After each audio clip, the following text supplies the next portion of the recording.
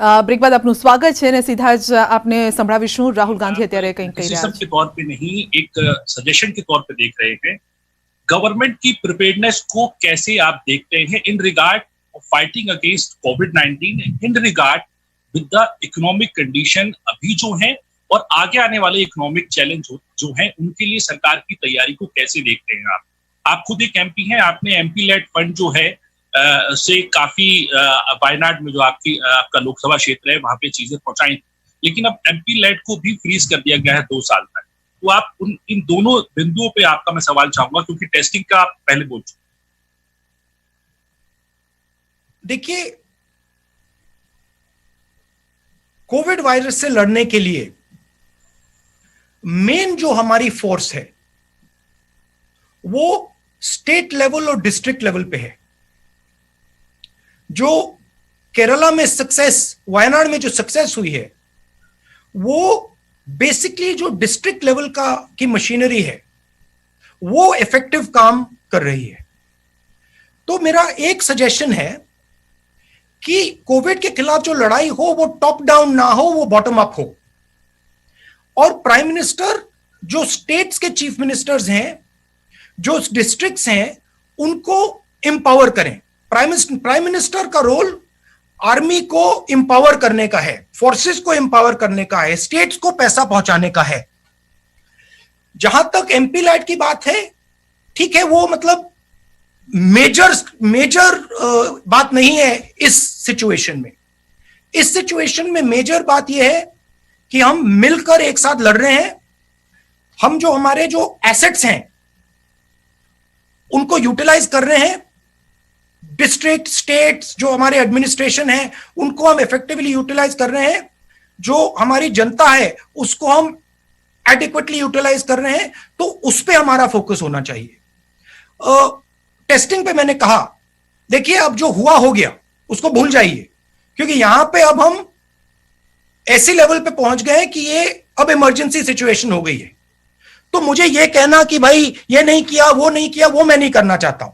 जो किया किया, जो नहीं किया नहीं किया। अब आगे देखते हैं और मिलकर हिंदुस्तान यूनाइट होके इस चीज से लड़े, और इससे देश को भी फायदा होगा।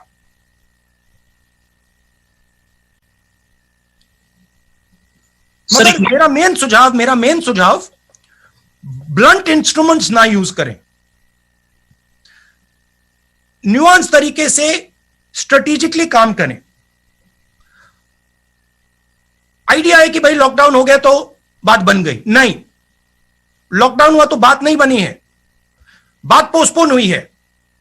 तो रिसोर्सेज को इफेक्टिवली यूटिलाइज कीजिए, रिसोर्सेज को स्टेट्स के हाथ में दीजिए। जीएसटी जो स्टेट्स को देना है वो दीजिए। चीफ मिनिस्टर्स और डिस्ट्रिक्ट्स से खुलकर कम्युनिकेशन कीजिए। उनकी जो डिमांड्स हैं उनको एक्शन कीजिए।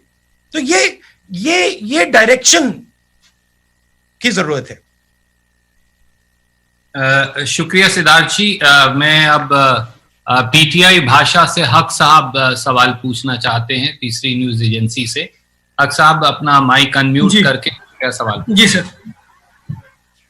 हाँ जी सर, मेरा सवाल यह है कि आपने 12 तारीख को ही आगाह कर दिया था, उसके बाद भी सरकार कदम नहीं उठा पाई है। तो हालांकि आपने कहा कुछ बोलेंगे नहीं, लेकिन लगता है कि जो 1,07,000 करोड़ का पैकेज है वो पर्याप्त है राज्यों के लिए जो दिया गया है कोरोना से लड़ने के लिए। कि जिस प्रकार से पैसा पहुंचना चाहिए, जिस स्पीड से पहुंचना चाहिए, वो नहीं पहुंच रहा है। मैं आपको 2-3 उदाहरण देता हूं। कोरोना से लड़ने के लिए आपको 2-3 स्ट्रेटेजिक चीजें एकदम करनी पड़ेंगी।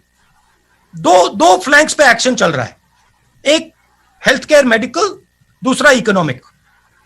थोड़ी सी मैं इकोनॉमिक स्फीयर की बात करता हूं। फूड शॉर्टेज आएगी, आने वाली है। आपके पास गोदाम में તો કોરોના અંગે રાહુલ ગાંધી અત્યારે કહી રહ્યા હતા અને પત્રકારોના સવાલ પણ આપી રહ્યા હતા। આ અંગે જ આગળ વધીએ તો ઇમરાન ખેડાવાલાના ભાઈને પણ કોરોના થયો છે। જી